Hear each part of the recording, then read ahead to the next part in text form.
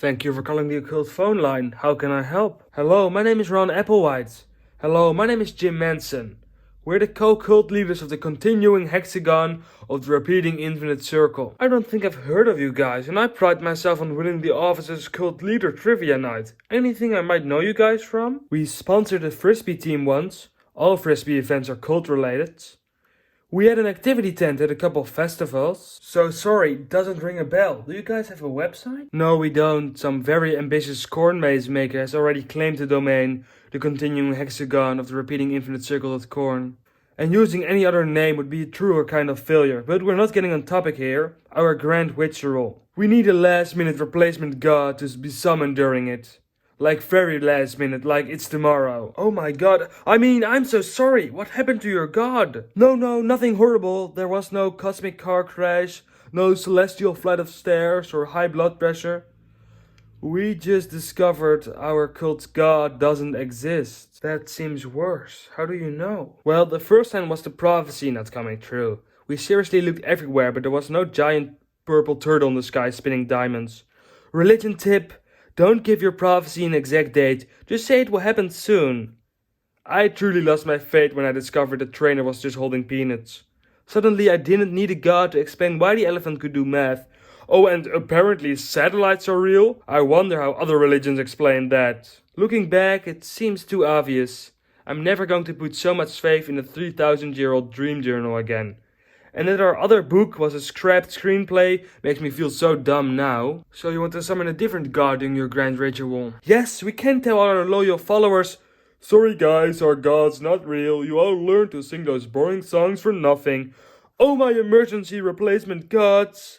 Those songs don't make any sense now. Hey. I am sure people in the back rows made funny versions of the songs, replacing random words with Minecraft and Dick. And those still hold up. That does sound funny, but we don't have time for this. Well, I have a list of replacement gods here. As you know, this is very last minute. These might not be the best of the best. You won't get Marculus Optimus, god of being the best of the best. No, we get it. You could probably get Malazar or Korlazar or Bumalazar. They're pretty much all the same. You know, love and peace, but you have to hate anyone who worships the other two. I don't think we need a god to help us with loving each other. We've put a lot of effort in cult team building. We once tried making altars with skewers, marshmallows and the meat of the undeserving. Speaking of the undeserving, I think we've got hate covered too. Who do we have here? Her name is Stacy. She's nice, very upbeat and bubbly. But she comes up with all these stories and you have to believe in them. What's so bad about that? I am not trying to be mean, like she can be very wise and a lot of the stories have good morals, but they're just so dumb. They don't make any sense, which would be fine if they were just stories, but you have to believe in them. Well, they just don't make any sense. They're really dumb. We don't need more stories. We already have a ton of inside jokes no one outside the compound would get. Yes, with the fire and those people going like, ah, and then the police found us even though we were in the middle of a swamp and we just kept dancing. Oh man, mass sacrifices must have been so much easier before everybody had phones with location trackers on them. Oh, this one's amazing. The last cult that believed in this one just all died in a supposedly on-purpose carbon monoxide leak, so it's completely up for grabs. It's a car! What? Like, think about it. Why couldn't God be a car?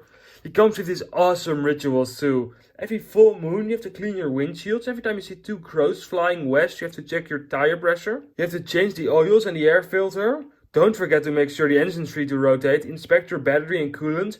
Power steering fluids, wax, winter tires, and don't use it as a garbage can. That sounds like a lot of work. I don't think that goes well with our theme.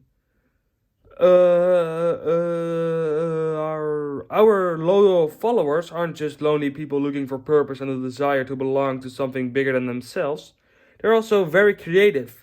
And so we can come up with our own rituals. Just like you came up with your own grand ritual. It sounds to me like you guys don't need a god for love or community. You have your own stories and trust in each other. Even without a god, you guys got this cult thing covered. You're right. We don't need a god. Our cult is an amazing group of people. And that's where our real power comes from. We will continue to be thankful for the food on our tables, but we won't blame the hungry for being so just because they don't sleep with their head facing the right way. I personally have my head turned towards the door. That way I can immediately notice any monsters that come in. There doesn't need to be a spaceship coming. I can think of a million reasons to kill myself. Thank you. Bye. Yo, Laramie, didn't you pretend to be a god and then pretend to stop existing a long time ago? You get so drunk you decide to show up in a couple of dreams and visions, and even after 3,000 years people are still mad at you. No, the next time you start a religion, I want in. Just imagine the head start it would give me in trivia nights.